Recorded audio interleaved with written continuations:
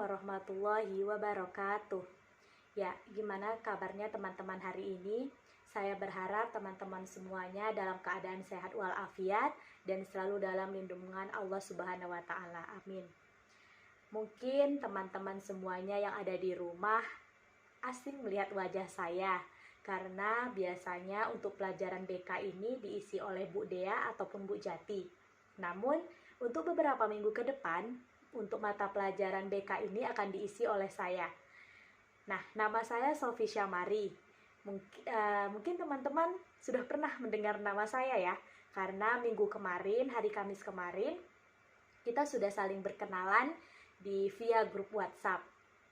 Nah, pada hari ini saya akan memberikan teman-teman materi yang sangat-sangat menarik dan sangat bermanfaat untuk teman-teman semuanya. Saya berharap juga materi ini dapat kalian terapkan dalam kegiatan belajar kalian sehari-harinya. Dan walaupun teman-teman semuanya belajar dari rumah, saya berharap semangat kalian itu tidak pernah luntur. Karena pada dasarnya mau kita belajar dari rumah ataupun kita belajar di sekolah itu pada dasarnya sama-sama menuntut ilmu. Nah, pada hari ini kita akan membahas mengenai cara-cara efektif belajar dari rumah. Sebagaimana teman-teman ketahui, saat ini virus COVID-19 sedang merajalela di sekitar kita. Nah, oleh karena itu, pemerintah mengeluarkan beberapa surat edaran di mana siswa itu diminta untuk belajar dari rumah saja. Nah, tapi pada dasarnya kita mau belajar dari rumah, kita mau belajar di sekolah, itu sebenarnya sama saja. Asalkan kalian tetap semangat dan niat mengikuti pelajaran.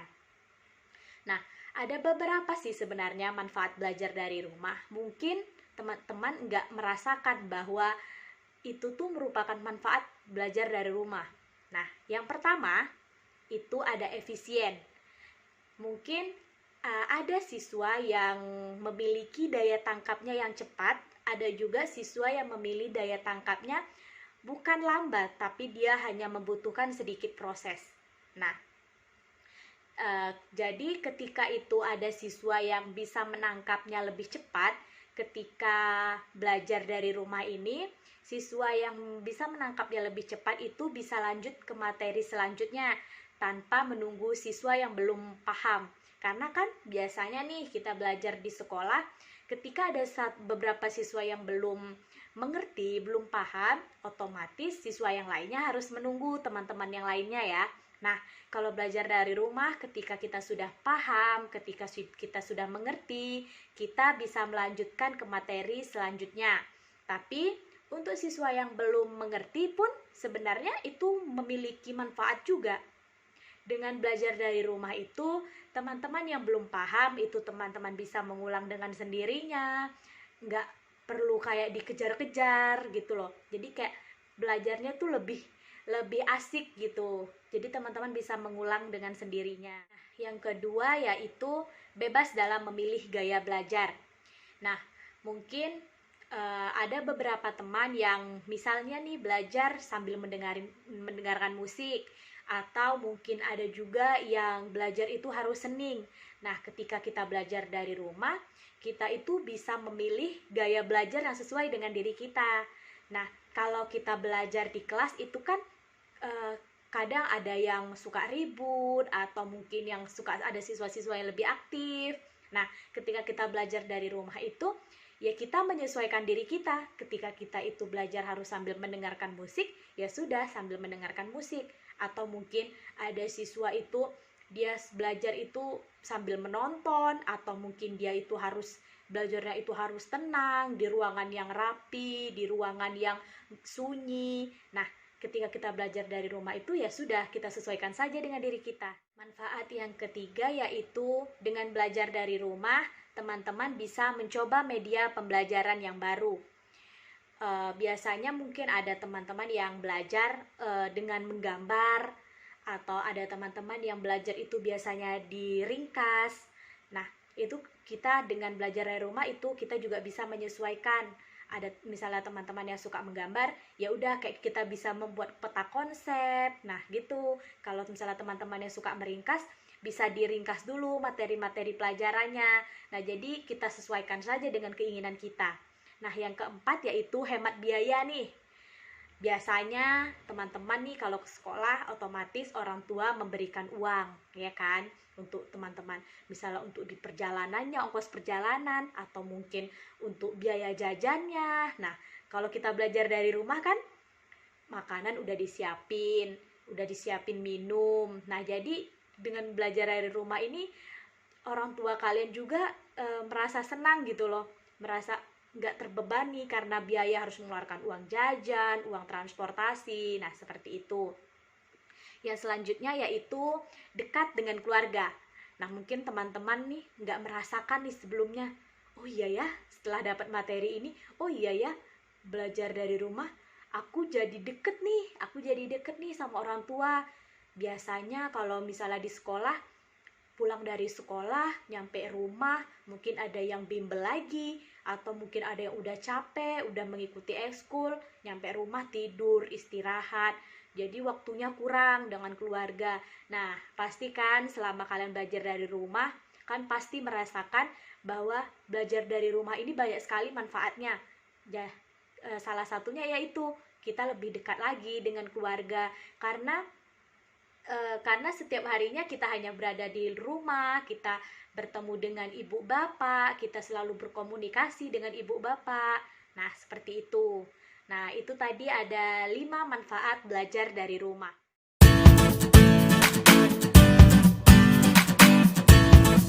Baiklah, sekarang kita akan membahas mengenai cara-cara efektif belajar dari rumah. Nah, di sini nanti ada beberapa cara yang dapat kalian gunakan selama belajar dari rumah. Nah, yang pertama yaitu mengatur waktu belajar. Nah, harus teman-teman semuanya ketahui, kita itu harus bisa memanage waktu. Nah, karena ketika kita nggak bisa memanage waktu, maka kita akan kesulitan, keteteran, kita susah membedakan mana waktu untuk belajar, mana waktu untuk bermain, mana waktu untuk berlibur. Nah, seperti itu. Nah, ketika kita bisa mengatur semuanya, otomatis itu akan dapat berjalan dengan lancar. Nah, misalnya nih, kalian mengatur waktu belajar. Mungkin karena kita sekarang sekolah online, dari pagi hingga siang kalian mengerjakan tugas yang diberikan oleh guru. Nah, untuk malam harinya kalau kalian masih semangat, itu kalian bisa kayak merangkum atau menuliskan kembali apa yang telah disampaikan oleh guru tadi. Nah, atau mungkin untuk teman-teman yang belum memahami, mungkin pada malam hari ini kalian bisa merecall lagi, melihat lagi pelajaran-pelajaran yang tadi siang yang sekiranya kalian itu belum memahaminya. Nah, seperti itu. Yang kedua yaitu mengulang pelajaran atau menghafal. Nah, seperti yang saya katakan tadi, kita itu juga harus mengulang pelajaran. Karena ketika kita enggak mengerti dengan suatu materi dan kita enggak mengulanginya lagi, kita enggak menghafalkannya lagi, itu bakal hilang begitu saja. Jadi kayak nggak berguna gitu loh. Makanya ketika guru memberikan satu materi, kita otomatis kita harus mengulang apa yang sudah guru berikan tadi. Nah, kita juga diharuskan untuk menghafal. Nah, di sini saya pengen memberikan beberapa tips cara menghafal. Yang pertama, kita harus memahami dulu tujuan yang akan kita pelajari ini, tujuannya apa, kayak gitu, tujuan materi pelajaran yang akan kita belajar ini. Nah, yang selanjutnya mengatur waktu. Ketika kita akan menghafal itu, kita harus melihat dulu situasi, misalnya ketika kita sudah capek, itu kita nggak usah memaksakan untuk menghafal satu pelajaran atau satu materi. Yang selanjutnya, menghafal itu dilakukan harus secara terus-menerus. Misalnya nih, ketika kalian ingin menghafal misalnya pelajaran IPS, misalnya sejarah gitu. Nah, itu tuh harus diulang-ulang. Karena ketika kita nggak mengulangnya, itu bakal hilang, seperti itu. Lalu yang selanjutnya yaitu ciptakan suasana tenang. Nah, Ini sangat penting nih teman-teman, karena ketika kita menghafal, kita itu membutuhkan kayak suasana yang hening gitu. Karena ketika suasana hening itu, proses menangkap apa yang akan kita hafal itu lebih mudah. Nah, seperti itu. Yang selanjutnya itu, misalnya nih ada kata-kata yang sulit atau ada kata-kata asing gitu ya. Biasanya kan ada di beberapa pelajaran itu kayak menggunakan bahasa asing gitu. Itu kan susah dihafalnya.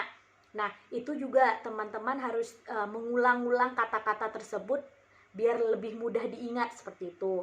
Nah, yang selanjutnya yaitu kita juga bisa misalnya istilah bahasa asing itu kita baca berulang-ulang atau kita bisa dengan menuliskannya. Nah, biar lebih mudah diingat lagi. Gitu.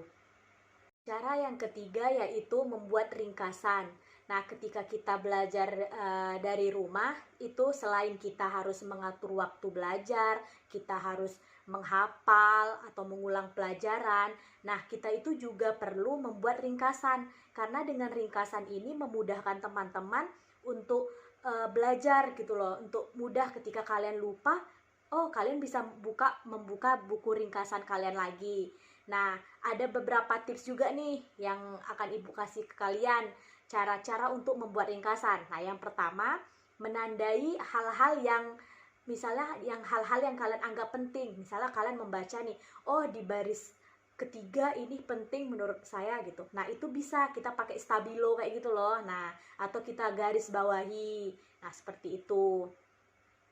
Terus yang selanjutnya itu seperti kita membuat ringkasan gitu loh. Kita membuat ringkasan materi yang sudah kita baca. Nah, seperti itu. Kita misalnya bisa membuat dengan menulisnya. Nah, begitu.